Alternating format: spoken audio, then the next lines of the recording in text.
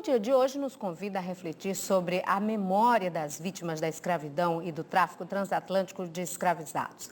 A discriminação racial, tão combatida mundo afora há tantos anos, ainda insiste em permanecer em algumas esferas sociais. Uma luta diária que gera movimentos cada vez maiores para intensificar que vidas negras importam.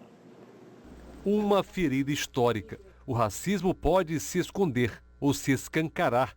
A Deise aprendeu desde cedo a lidar com a realidade do preconceito e da violência. Foi um momento que eu estava voltando na praia com meu pai e meus irmãos, que a gente sempre ia pescar assim, de brincadeira mesmo, né? E aí eu lembro que ele subiu no ônibus e mandou a gente entrar por trás, né? Tipo, naquela brincadeira e tudo mais. E aí eu lembro que eu tava à noite já, né? Frio, e meu pai me deu a camisa dele, eu vesti. E aí quando eu fui subir junto com meu irmão, um cara chutou a gente, né? Dizendo que a gente era trombadinha. Então, não entendi isso naquele momento, mas aí fui começando a entender. Os ataques racistas continuaram em vários momentos da vida. O fato do rapaz colocar no grupo do WhatsApp que eu deveria voltar para a senzala, que eu deveria tomar 50 mil chibatadas e ele que queria ser o capitão do mato, né? A relação entre o racismo e a escravidão é uma das questões mais debatidas até hoje. As consequências dessa, que é considerada uma das maiores barbáries da humanidade, afetam as sociedades em vários países. No Brasil, em 2017 e 2018, 75% dos mortos pela polícia eram negros. O Anuário Brasileiro de Segurança Pública calculou que o risco de vida de um jovem negro no país é quase 3 vezes maior que o de um jovem branco. A cada 10 pessoas assassinadas, 8 são negros.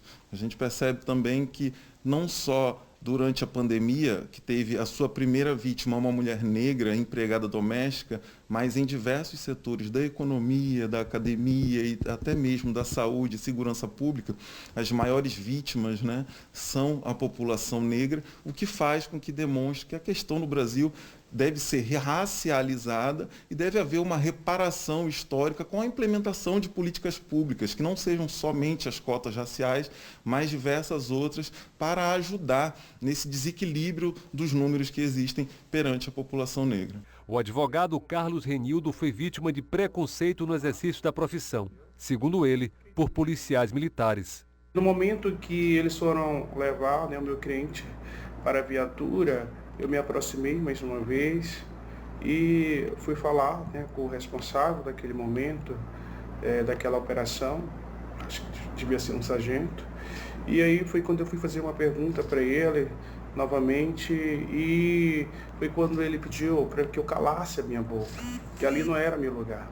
A Joiciara também é advogada e ouviu ofensas por causa da cor da pele. Foi quando eu prestava um serviço a um determinado órgão público em que o vigilante daquela instituição disse que me presentearia com um creme e um pente para que eu pudesse usar no meu cabelo e diminuir o arrepiado. A Simone é professora e conta que enfrenta o racismo no dia a dia. O que eu percebo é o questionamento acerca da minha qualificação nesses 10 anos. Em todos os ambientes em que eu estive, houve esse questionamento em algum momento. Então, você passa 10 anos da sua vida recebendo esses questionamentos com pessoas o tempo inteiro tentando testar você para ver se você realmente é qualificada para estar ali ocupando aquele cargo, ocupando aquele lugar, e isso gera consequências, sequelas enormes. Ela acredita que a educação e a mídia são fundamentais na luta para a conquista da igualdade racial. A partir do momento em que a gente tem pessoas negras ocupando esses lugares de educação, né? Trazendo essas discussões para dentro das salas de aula, trazendo essas discussões para o cotidiano, para a grande mídia.